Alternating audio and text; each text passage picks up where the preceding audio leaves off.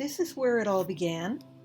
This is an ukiyo-e print that hung outside of my bedroom in the hallway when I was 2 and 3 years old, and I remember my mother saying, "Where's the tiger?"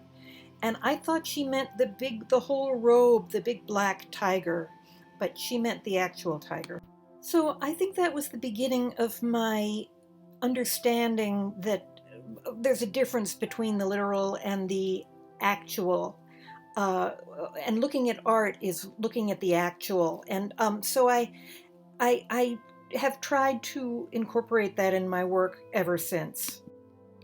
I'm a tapestry weaver of about 50 years experience, and I started very young in life. I tend to think that tapestry chose me rather than I it, because it just came so very naturally to me from the beginning, and as long as I'm weaving, I'm happy.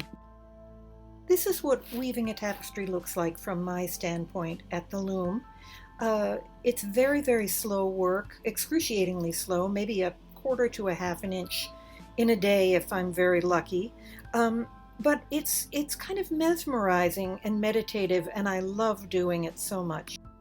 I'm lucky to live in a place that is very quiet and beautiful, surrounded by woods and close to the beach where I can walk and gather stones, be by myself and really look at things and take things in.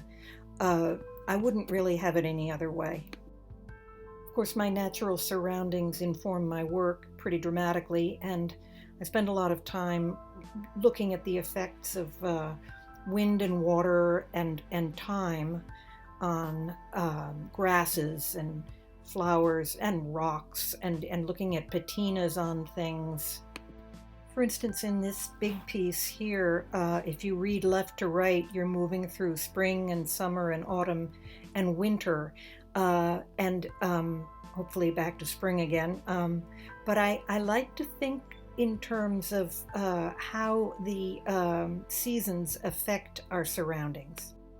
Sometimes the closer I get to a thing, the more fascinating it becomes, and it's no longer just rocks in water. It's light and shadow, the movement of the water, the brilliance, the matte finish of the other rocks, the green and against the silver, and it's a question of paring down to the essentials of what I'm looking at. Here, it's got to do with the grasses, the wind, and the water, and the light. And that's about it. There's nothing more to say about it. In this tapestry, I was thinking of a friend who had died.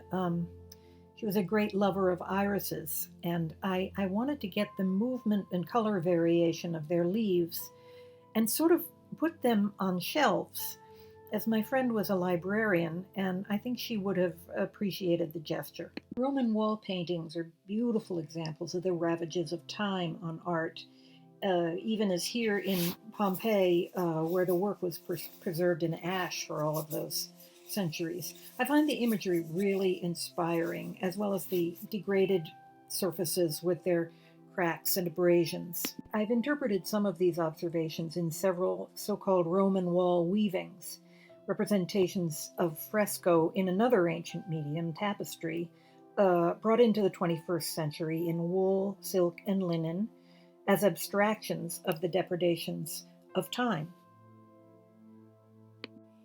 Here I was in Big Bend National Park just before the pandemic began, looking at 2 sotol plants, one of which is pretty crazy looking, in the early morning mist.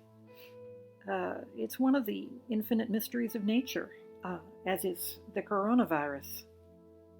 This stalk of sotol close up is a whole new story. So many new design possibilities to draw from. Design is a sort of a train of thought process with the addition of extreme focus. Not, oh, that is sotol, but what are we actually seeing? Now, this tapestry is an interpretation of a gorgeous painting by my sister, Lucy Mitchell, which she made as her own interpretation of some local seaweed that she had pressed. Here's another example of the journey that artists take to find their designs, sometimes in collaboration. Cave painting seems to me so beautiful and extraordinary, partly because of the logistical difficulty the artists must have had in making it. I find it really fresh and animated, and have tried to translate that energy into my work however I can. Nature takes my breath away, whether from a distance or peering through a magnifying glass. Uh, there's such a wealth of things to draw and to translate into art, which always falls short of the real thing, in my estimation, but we are all compelled to try. The aging process in nature and in art is so intriguing. Over geologic time, a giant boulder can break down into sand with the help of wind, water, lichen growth, and the movements of the earth. The artist's materials will break down in the same way over time, and I try to record that in my work.